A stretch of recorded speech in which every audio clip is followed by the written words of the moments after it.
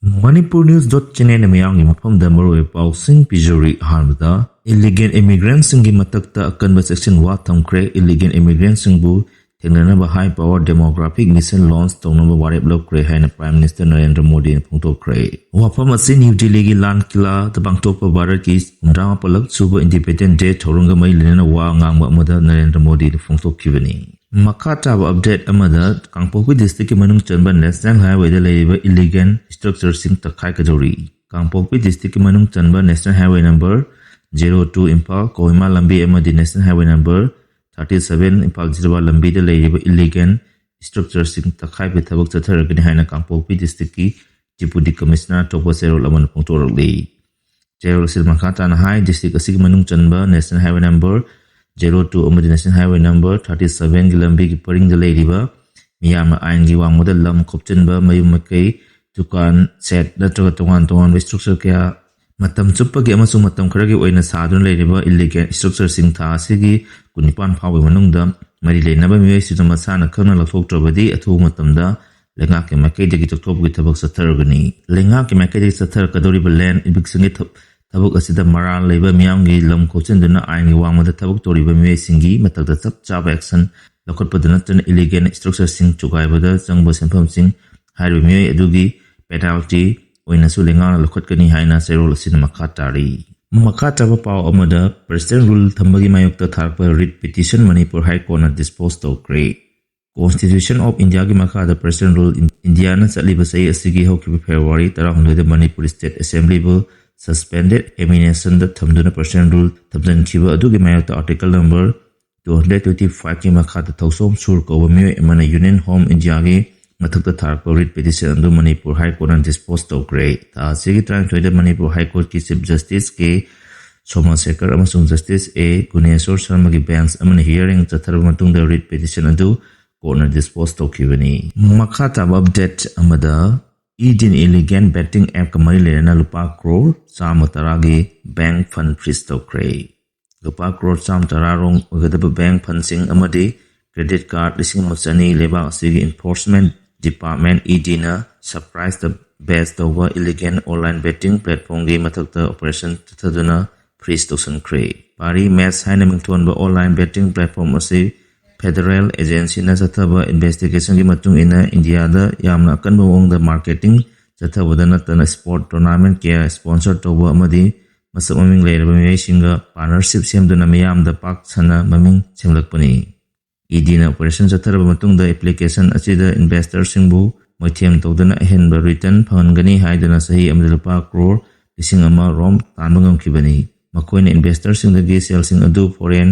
inward remittance ki khutang da deposit olambani idina India ki towan ba city sing da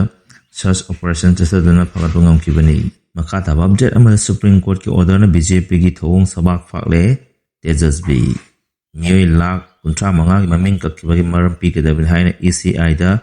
SC na concrete Rashtriya Janata Dal lusing ba tejasbi yadav ngasi BJP ne Bihar voter lising lokthokkiba ECI ga thunadana anowo order da sabak phakle haikre Supreme Court na Bihar gi electoral roll gi special intensive revision gi matang da lokthokkiba voter lak 35 gi maming amadi maram pi ke damne haina ECI da takthakre Bihar Assembly gi opposition gi leaders oiriba RJD gi lusing ba tejasbi yadav na BJP amasung makoi lusing ba singna lokolak pophattaba charok singi khongthang aduda miyambu bot thada handanaba honaramba adu Supreme Court ki order ma pung phan kidroi ngasi Supreme Court ki order adu matung in tejasbi yadav na India bloc ki lusing ba sing Rahul Gandhi Malik Arjun Kharge Mamta Banerjee Hemant Soren amasung Sharad Pawar na amato oina leptuna Bihar electoral roll gi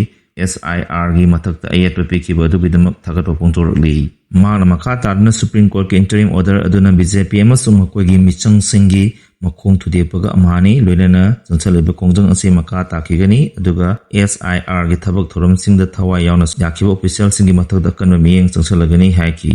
Tejasbi na phongtokibada wafam adugi mangoinana ngasi Supreme Court na Bihar electoral roll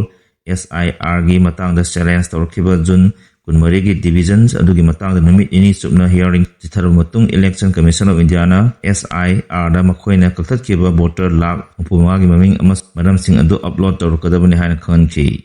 Code asina maka tarduna miyoising atugi maming sign board thetpa ngamdrabasu website da makoi electoral roll dagi lothokibagi maram adu yauna upload tawgadabani hairi hearing adu Supreme Court ki Justice Surja Khan amasung Jaimala Bakchingi bench na sathakibani. Justice Bakchingna pungtokibada maming lothokraba miyoising aduna upload tawkibagi khudongchaba amasung phangadabani haiki loinana makoina makoigi maming adu karigidamakta lotholibano haiba khangbagi right adu Indiana Constitution da piribani. Pibam ase ACI ki website upload tawduna miyam punna khangminaba ama sangi hairi amaramda Justice Surja Khan tana pungtokibada miyoi lakh Pumanga maming kaktatkiba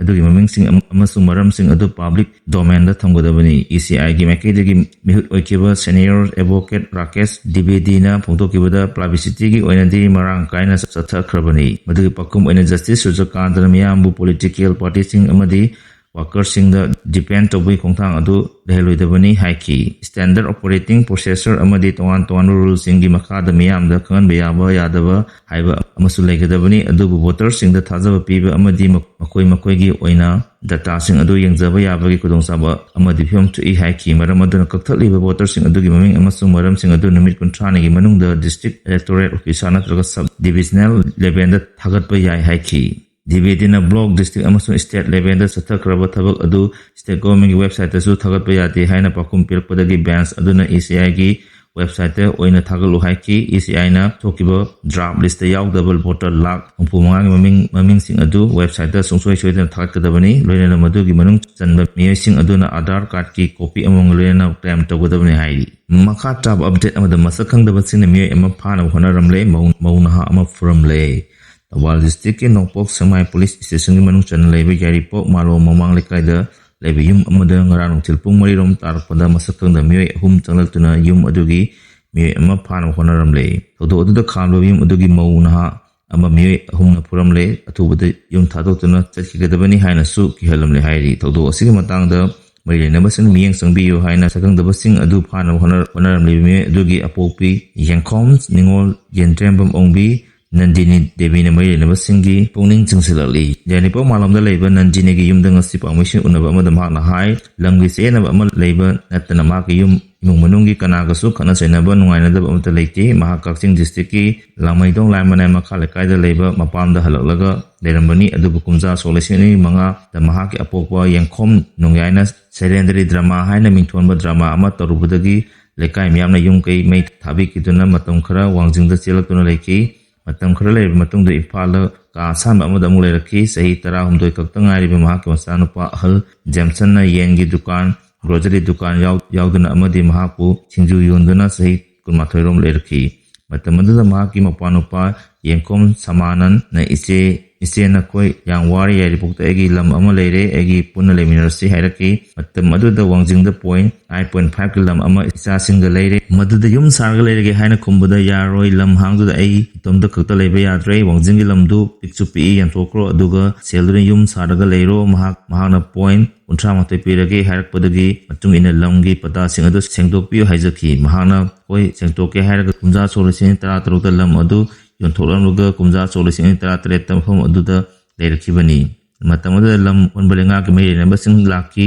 onbagi che sang amasung angang singna nama palaklabasu palaklage haiduna paikhraga ngasi phabu piraktri hairi. Mahak oi thangba kongi saru yadabadagi lakthokraga yot haptuna nungsiduna pibirabra haina wakal harauzaki adubu apang thabak su nomjaduna hingzaba sel amata paidraba matam